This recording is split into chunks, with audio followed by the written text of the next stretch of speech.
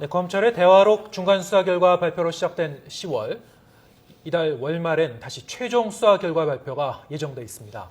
민생 문제가 급하다던 10월 정기국회는 대화록을 둘러싼 여야 간 공방에 매몰될 조짐을 보이고 있습니다. 새누리당은 사초 폐기라며 공세 수위를 높였고 민주당은 회의록의 존재가 확인된 셈이라면서 격렬한 공방을 이어갔습니다. 김대근 기자의 보도입니다.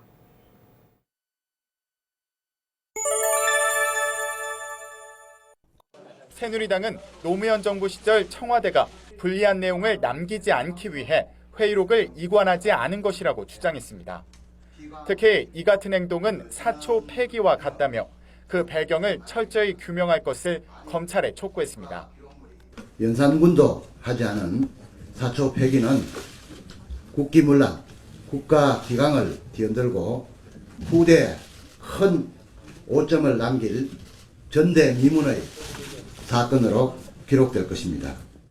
반면 민주당은 회의록이 왜 대통령 기록관에 이관되지 않았는지는 검찰이 수사하면 된다며 정쟁을 그만둬야 한다고 맞섰습니다. 회의록이 대선 과정에서 사전 유출된 의혹에 대해서도 검찰은 철저하게 수사해야 한다고 강조했습니다.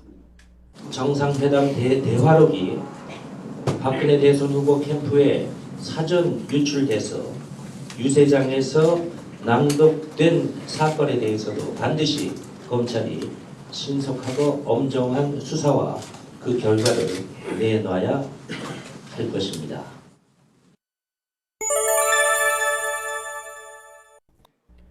회의록 초안 삭제를 놓고도 설전이 계속됐습니다. 새누리당은 노 전 대통령이 NLL 포기 논란을 부를 수 있는 표현에 부담을 느껴 초안을 삭제한 것이라고 주장한 반면 노 전 대통령 측은 초안을 폐기한 것이 아니라고 맞섰습니다.